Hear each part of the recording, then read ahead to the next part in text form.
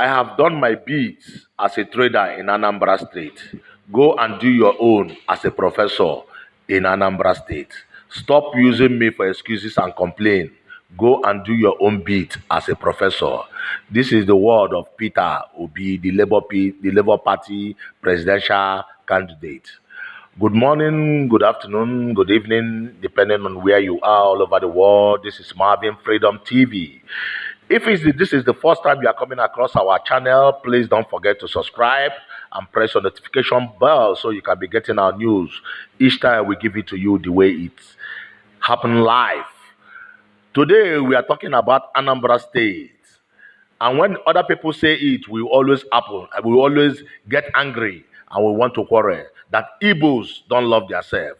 They are always against themselves. They will always do everything to see that their brother falls. Look at an Anambra man, talking about an Anambra man. What is P2B blocking Professor Soludo from? That he has to come out in the national TV and say that P2B have done nothing in Anambra State. After the same Soludo, we watch video of him praising and talking about P2B. What happened? Who bribed him and who convinced him to say that P2B did not see anything in Anambra State? And P2B have come back to reply him. I have done my bit in Anambra as a trader. Go and do yours as a professor.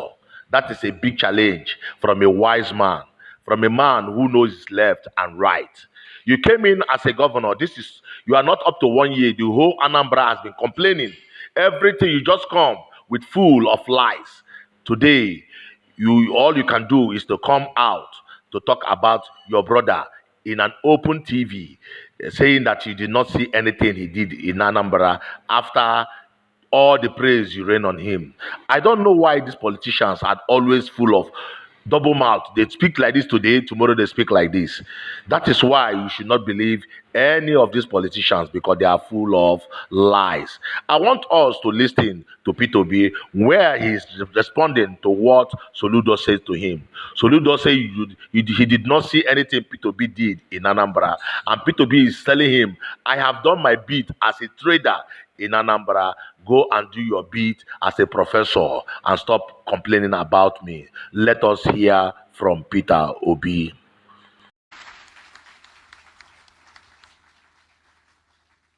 Thank you very much, Your Excellency. I'm just wondering how you started without an office. You have to go back to your village. And even with all this, you made some investments for Anambra State. But we are now hearing that the investments that is there or is not there. Is it really there?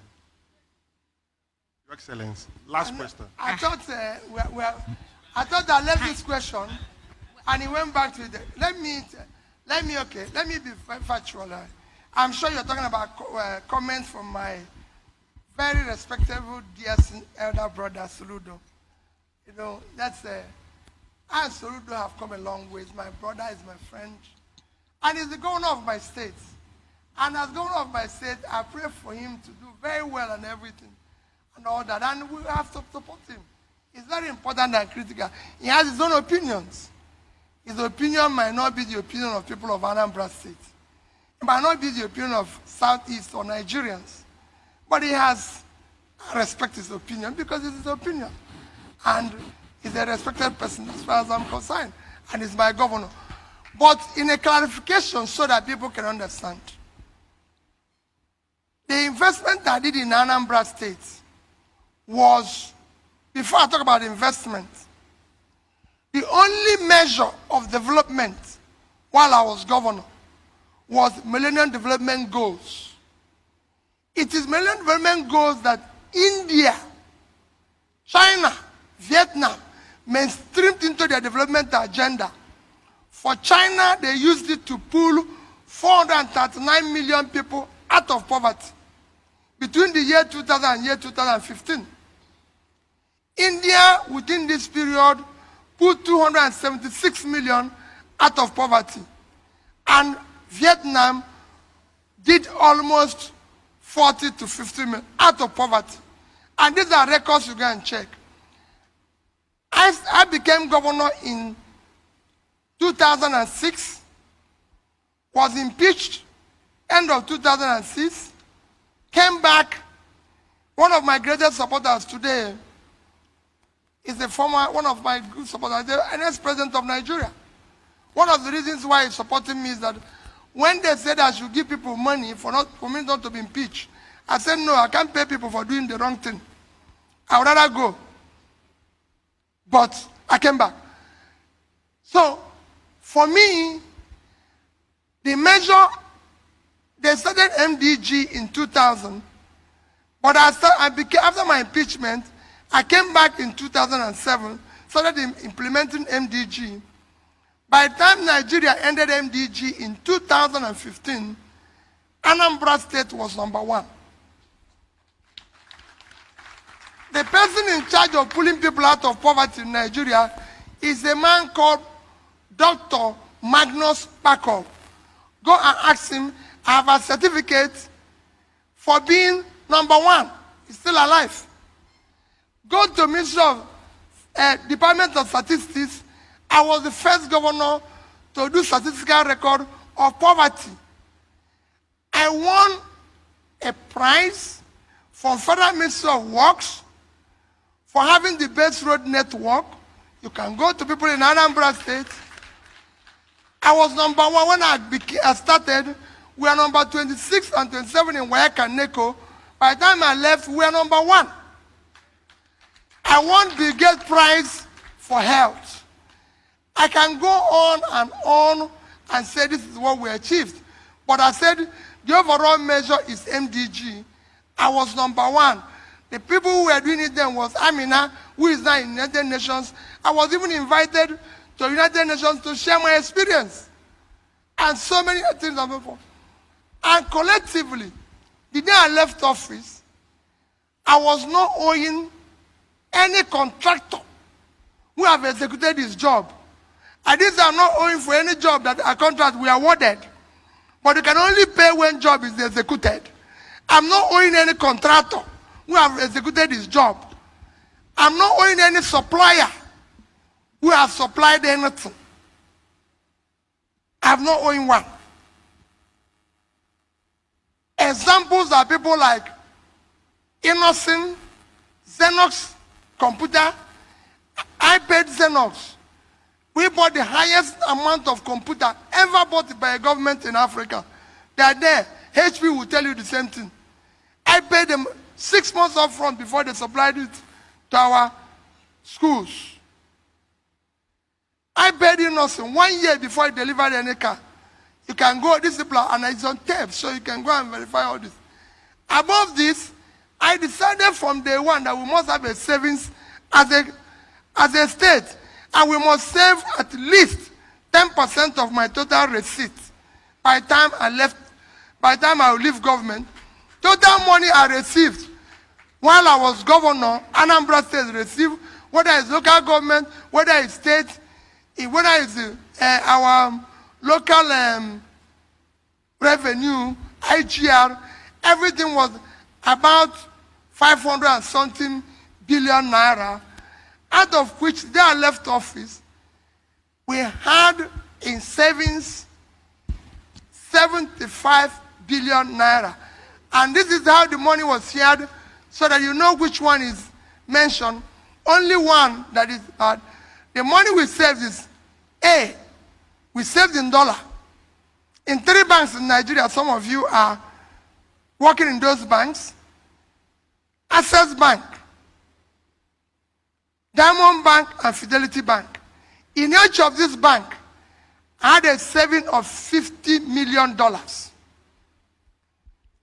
I didn't say naira. And they were invested at least interest of 6.5%. If you calculate it today, as at that time, it was equivalent of 25 billion, because there were 150 something, 160. If you calculate today with interest, it's about 250, at least $250 million. These 3 banks are there. I have in each of these banks, again invested at least 10 billion naira in 3 of them. making it 30 billion, at an average interest, call it even 10%. If you calculate it, that money today would have been about 60 billion. Remember what I left is 75 as I calculated then. So then the third one is investment I did in various companies. NIPP, we have $59 million in it. The one that they're saying is worthless is that we invested 3.5 billion in international breweries. International breweries is what you can call a global company. It's a part of AB InBev, which is the biggest brewer in the whole world.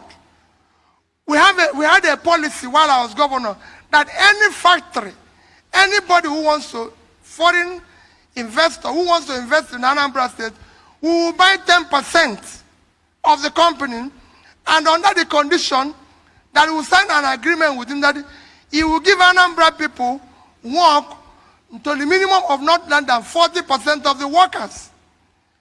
They built a facility in Anambra State. That facility is there today, employing directly and indirectly over 10,000 Anambrarians. They have been one of the highest revenue source for the state. Even some of their waste, the biggest piggery we have in Anambra State, collects waste from them. There's so many things that company have done in terms of helping the state, transporters, this, that, and everything. The shares was at a time being sold at 50 naira. Today the shares is about 5 naira or so, and then maybe that was what was referred. But in overall of what I left is less than 5%. Okay. That particular investment is less than 5%. So if you calculate what I left 75 billion. If you go and sell the dollars today, even at 600, is 150 billion. Plus 60 billion of the naira is 210 billion. Even if that one is wasted, 3 times what I invested is still there. When you spread your investment, some will go up, some will come down. But overall, the company is still there. The company is still doing well. It's still part of a global chain and everything. I needed to explain it not because I'm defending comment by my brother. My brother is the brother. I remain my brother. We're very close. I remain prayerful for him. For other things which I didn't succeed, God has given him opportunity to do it and succeed. For me, yes. So if there's anything pending, governance you don't finish. People are still in government in America. So you stop where you stop, other people will continue from there. I don't look back. He's the governor of my state. I'll always, he's my senior brother. He's even more intelligent because he's a professor. I'm a trader. So he knows more. So he will be able to do things better than I'm doing it. You know, I've done my little own as a trader. Now the professor is there. He will do his own as a professor. The schools that didn't roof, he will roof them. That's how government goes. Another person comes, do his own. But let us think about, finally, like I tell